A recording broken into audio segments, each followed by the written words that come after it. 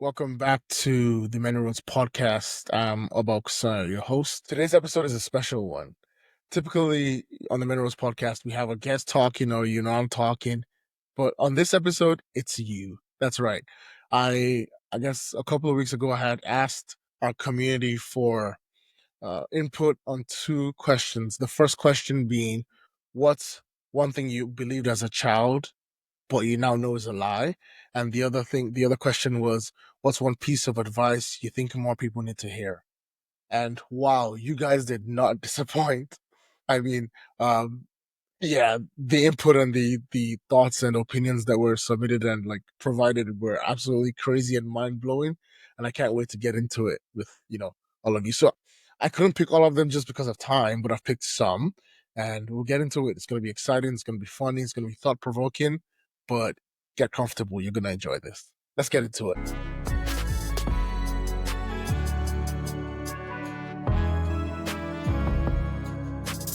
All right, let's start with the first section, right? So we're going to kind of do this back and forth. We'll pick one from here and one from here. So we're starting off with, what's one thing you believed as a child that you now know is a lie? And this one was submitted by one of the people in our community. And it says, all parents were top of their class in school. Essentially, they're saying the lie, the thing that they thought was true, but later on found out to be a lie, was that all parents like surprisingly did well in school.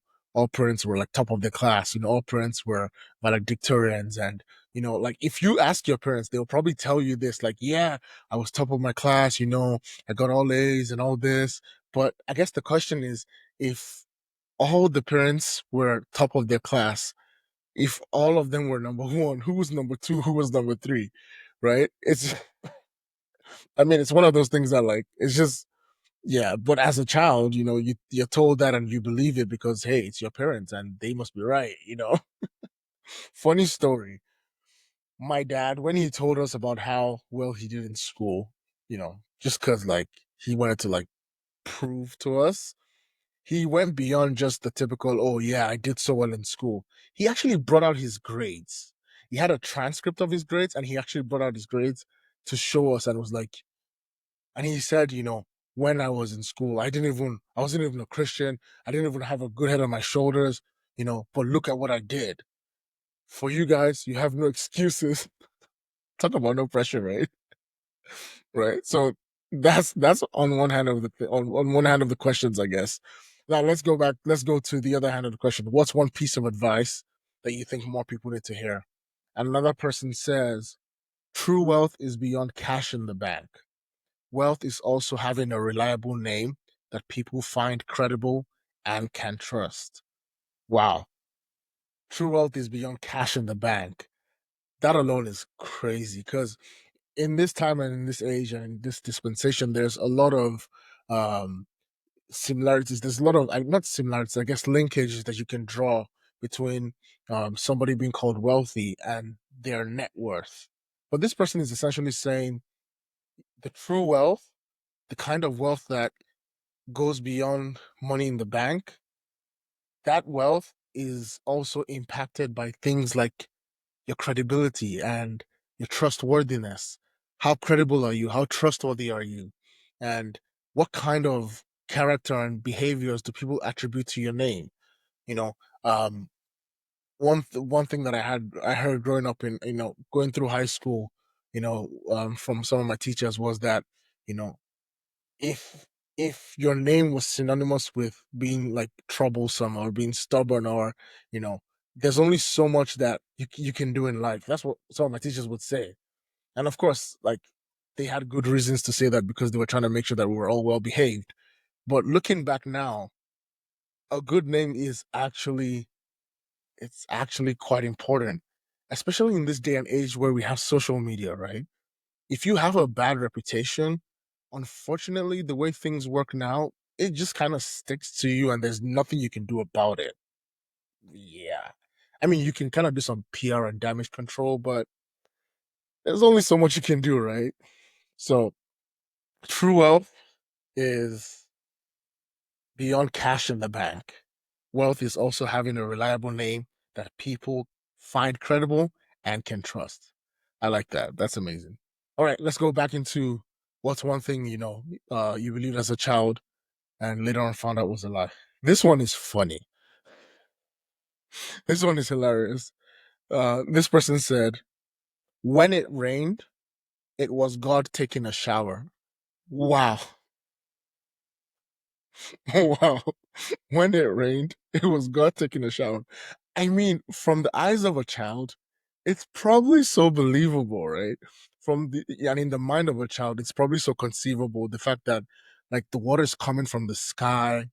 Yeah, somebody somewhere must be like pouring the water, and like yeah, it has to be God because He's the one high up there in the heavens, so He has to be the one taking a shower. I mean, it makes some sort of sense, I guess. But yeah, like that's crazy. You know, yeah, I mean, I don't even have because what do you tell that child? How do you explain to the child that it's not God taking a shower? Like, how do you go about that, right? Okay, so let's go into the what's one piece of advice that they think more people need to hear, and not this person per se, that somebody else actually submitted, was nobody owes you anything. Be grateful for everything. That's such powerful advice. Nobody owes you anything. Be grateful for everything. And I think this speaks to like the sense of entitlement that we sometimes get. And I'm not saying that we're spoiled or we're like, but sometimes there's things that we take for granted and there's things that we just sort of expect when in reality we're not owed those things. You know, for instance, like the friends that you have and the relationships that you have, those people don't owe you anything. It's actually the reality. Recently I celebrated my birthday, and you know I was very intentional about saying thank you to people because I realized that they don't owe me anything. They didn't have to show up. Yes, they're my friends, and yes, I've shown up for them, and they've shown up for me in the past. But it doesn't mean that I should just expect that they show up because everyone has a choice in life, and if they decide not to show up, what are you gonna do? So what I'm saying is, nobody owes you anything. If somebody thinks about you, if somebody gives you something, if somebody sends you a message, if somebody supports whatever you're doing, say thank you. Be grateful. Like they don't owe you. Like they don't have to do it. And it could be friends, it could be family. They don't have to do. Like nobody has to do it. Nobody has to do anything. I heard someone say this like years ago. They were like the only things that people have to do in life, like pay taxes and die. But even the pay taxes, not everybody does that, right? So, I mean, it's just what it is. Nobody owes you anything. Be grateful for everything. That's such powerful advice. Hey there. I had to interrupt the podcast episode to tell you about the Clarity 7 communication guide. This guide is for you if you've ever struggled with your communication, if you've struggled with passing a message across, being clear and concise in your communication, or if you just struggle with confidence in communicating. This guide is for you. I'm not an expert. I'm not a communication guru. I'm just a guy who's found some steps that work and just wants to share that with his community. So if you need some help with your communication, this guide is for you. It's free. Get it in the description below. It's in the description of the podcast. Wherever you're watching or listening, get it and improve your communication today. I'm rooting for you always. Let's get back to the pod. All right, let's go back to the world of children. So this person says that what they believed as a child growing up, but later found out was a lie, was that wow. I'm about to read this and I'm shocked. Drinking Fanta makes me light skin, and if I drink Coke, I'll become dark.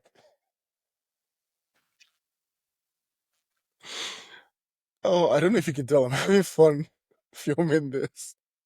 Drinking Fanta makes me light skin, and if I drink Coke, I'll become dark. I mean, it it does make sense, I guess. It kind of does, because like, I mean, Fanta the drink is like this orange drink that kind of is lighter in complexion than Coke, right? So, you know, but I'm just trying to understand, like, why would they, like, why was this a thing? Like, like, why was this a thing? So, like, did you have like specific people who were trying to get dark drink Coke, and those who were trying to be more light drink Fanta. Like, what? Oh my gosh, no, you guys are killing me with these, man. Wow. Okay, let's go to the serious side of things, right? What's one piece of advice they think that somebody else in our community thinks more people need to hear? It was this: you don't have to earn rest. It's a necessity, not a reward. Don't overwork yourself. Wow, that's such balanced advice. You don't have to earn rest. It's a necessity, not a reward. I totally agree with this because, and I'll give a personal example. In the past, I always thought that like I was not allowed to rest until I had put in a certain measure of work. Like I wasn't allowed to rest until I had done something significant and then I can rest, you know. So it's almost like going to what this person says, the idea of thinking that you have to earn the rest, the idea of thinking that you have to like put in a certain amount of work, then you get to rest. Sometimes, okay, I'll be honest with you guys. Recently, what I've found out is that when I'm more rested, I am actually a lot more efficient and a lot more productive. I know, yeah, a lot of you guys have figured this out years ago. I'm just now figuring it out because, in hustle culture and hustle mode, it's like, I put in the work, I burn out, then I go rest. But that's actually not the way you're supposed to do this life. You know what I mean? Like rest is not it's not a reward, it's a necessity. And nature has a way of kind of telling us you need to slow down. And when we ignore that, we pay the price. And some people pay that price in being stressed, some people pay that price in overeating. Like there's a lot of issues that can come up from not resting enough. And honestly, just even the mindset, you have such a clear mindset. Sometimes all you need is a 10-minute power nap just to reset things and like just go at it again, right? So I definitely agree with this advice. This is good advice. Like rest is a necessity, it's not a reward. That's awesome. All right, let's go back to let's go back to the fun stuff, I guess. So this person said being grown up comes with a lot of freedom and fun. They forgot to talk about responsibilities though. So essentially, this person is saying the lie that they believed when they were a child was that they thought being grown up comes with a lot of freedom and fun. But the lie was that they didn't talk about all the responsibilities that comes with it. The amount of times, like my wife and I joke about, like, can we just go back to being children and not having to pay these bills and not having to pay this mortgage and not having to pay that bill and your insurance and yeah, trying to work on investments and try to figure out, oh, what's the best way for us to move the family forward? And okay, how do we strategize on business? Like, can we just go back to being a child when it's like you go to school, you eat, you play, you come back home, you try to do some homework. Like, can we go back to the simpler times? I mean, where it's like you're not trying to figure out how you can make $1 million in a year, like all of that, right? Where you just feel like your parents, they just got it. They have it all. They can figure it out.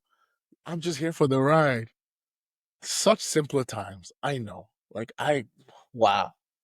To be a child again, right? All right. Let's hear from the community in terms of a piece of advice they would love everyone to hear. This person says, fear is abstract. It doesn't exist, but it feels real. And because it feels real, you think it's real. Wow. Fear is abstract. It doesn't exist, but it feels real. And because it's real, because it feels real, you think it's real. There's so much like there's a lot of us who like struggle with fear and I'm not exempt from this, there's fears that we have that if we actually took the time to like think through, we realize are not real and are not like it's actually not it's not real. But in our minds, because it feels real, we've convinced ourselves that these fears are real, you know. Um I have a friend who, was terrified of public speaking, like absolutely terrified of public speaking. But you know the funny thing? She hadn't even done any public speaking. She just convinced herself that she was terrible at public speaking and that you know what she wouldn't do well at public speaking and she hadn't done public speaking. The fear is not real. It's just in your mind you've convinced yourself like, you know what? Yeah, I'm afraid of this. And but don't get me wrong, there are some fears that like feel like realer than others. You know what I mean? Like bruh. Like, yeah, I'm terrified of like certain animals and bro, don't bring that near me. But like some people are terrified of like, for instance, the example I gave, the lady who was afraid of public speaking, but who never tried it. So I would just say, if you can find a logical way to like think through the fear and break over and break out of it, I think we should do that. You know what I mean? This is solid advice. Fear is abstract. It's not real. Confront it. It's in the mind. Huh? Let's go. Let's go back into the world of the children. You know what I mean? So this one is funny. Like, oh my God. Okay. So the thing that this person believed when they were a child, but found out was a lie when they grew up was that their mom was going to hold their birthday money. Ha! Jesus. The amount of time, oh my gosh. They believed that their mom was going to hold their birthday money, keep their birthday money for them, the money that they got during, when they were turning 10, turning 5, that their mom was going to keep it for them and then give it to them eventually. The amount of times this happened to me, shout out to my mom, I love her.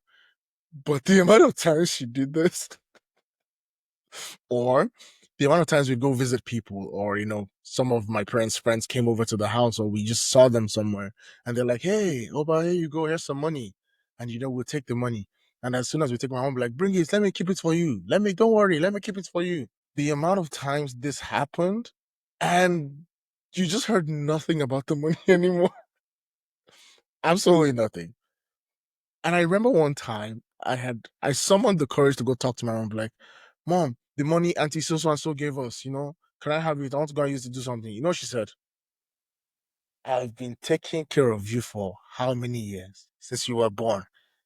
I buy you things, whatever you guys need, I get it for you. How much, how much do you think I've spent on you compared to small money that somebody gave you? You don't need the money. You don't need the money, bruh." Looking back now, I totally understand, man. Because guess what? Hey, the money they were giving us, it could have done something, a little couple groceries here and there. Our parents were just like, this child doesn't need this money. You don't go and buy candy. My friend, let's go and buy rice. I'm kidding, I'm kidding. But hey, it is what it is, man. You think they're gonna keep your birthday money for you? Bruh, you're joking. All right, let's get into some of the advice. I like this one because it's very real. This is the advice. You don't need to have it all figured out right away. It's okay to pivot. You don't need to have it all figured out right away. It's okay to pivot. And the reason why I like this one is because very often in our journeys, life journeys, and as we look to do things, there's like, I personally have never had a time where I felt like the thing that I was supposed to do was 100% ready by the time I needed to do it. For example, this podcast, starting off episode 1 of this podcast, and I'll link that episode here in case you want to go watch it, was, just kind of like a brief intro and backstory of all of this. I didn't feel like I had everything I needed, like mentally, even like equipment wise, even just a mindset wise. I didn't feel like I had everything I needed. But I just realized that, you know what, if I'm going to get going on this journey, I have to start, like, and it's kind of that whole idea of starting messy and starting unsure and starting afraid. It's like, just get going. The good thing about once you get going is the fact that you can kind of figure out things along the way. And if you need to change directions, you can. So, like this person says, it's okay to pivot. Like, there will come times where you might think, okay, you know what? Instead of doing this way, we're going to try it this way. But you can only get to that point if you start, right? I know our community, you guys are incredible. This is amazing advice, man. This is amazing. I'm enjoying this. I'm enjoying this, you know. All right. The bonus round, because I was actually only just gonna do five of each of these, but then I decided, you know what? Um, let's do a bonus. So a bonus on the children's world and worldview and belief of things. This one, this one, I didn't even know what to do with this one. This person said, I thought the song Amazing Grace was about a woman called Grace. This person thought that the song Amazing Grace was about a lady, about a woman called Grace. I know, because think about it. If you're a person of faith or you've been around Christians, you might have heard the hymn Amazing Grace. I mean, Amazing Grace, how sweet the sound, right? Like, wow, like this lady Grace must be so amazing. She sounds amazing, and like what? Well, children are the absolute best, man, because they'll believe anything, you know. Like this is crazy. Okay, the bonus on the advice side of things, which is kind of where I want to pitch my tent and end this episode today. Involving God in every step of the way and being more intentional in anything you decide to do. That's what this person says. To involve God in every step of the way and be more intentional in anything you decide to do. You know, it's very easy for us to just kind of get caught up in all that we're doing in life, and like there's so many things going on, and there's so many things you're trying to juggle at the same time. There's so many responsibilities, ideas that you have, and things that you're trying to put out there, and different projects you're working on. You got life, you've got family, you've got friends, you've got like you got business, you got so much, you've got work, you've got so much, and it can be sometimes difficult to involve God in every step of the way. And honestly, this advice is what we're supposed to do.